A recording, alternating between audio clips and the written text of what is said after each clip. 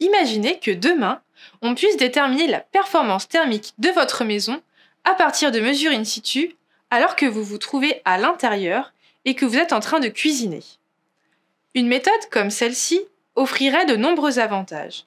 L'obtention de mesures significatives en temps réel, l'utilisation de capteurs de mesure économiquement accessibles et non intrusifs pour les occupants, la réalisation de mesures possibles à la fin des travaux de construction et ou pendant la phase d'exploitation du bâtiment, très utile pour les rénovations.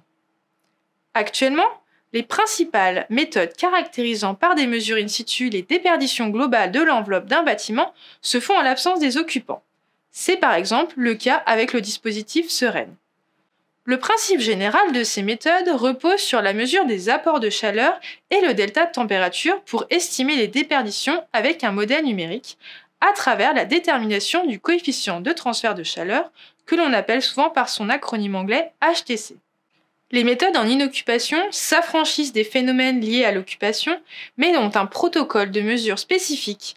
Elles nécessitent de chauffer la maison sans perturbation jusqu'à 35 degrés et impliquent donc l'absence des occupants. Mais en pratique, il n'est pas toujours possible de mettre les gens dehors. Difficile pour une personne âgée, par exemple, de quitter son logement le temps des mesures. Pour ce genre de situation, mesurer la performance du bâtiment en occupation serait idéal. Mais des contraintes supplémentaires devraient être prises en considération. Dégagement de chaleur de la part des occupants et ou des appareils électriques, la ventilation mécanique, les apports solaires. Ces différentes perturbations liées à l'occupation et donc au comportement aléatoire des usagers rendent l'évaluation de la performance de l'enveloppe plus incertaine. Le challenge de ma thèse est donc de prendre en compte les incertitudes inhérentes à ces phénomènes. La première étape a été de les identifier et de quantifier leur impact sur le coefficient de transfert de chaleur HTC en se focalisant sur les facteurs prépondérants, à savoir les apports solaires et les pertes par ventilation. Il a ensuite fallu estimer le HTC et quantifier son incertitude à l'aide de l'inférence bayésienne.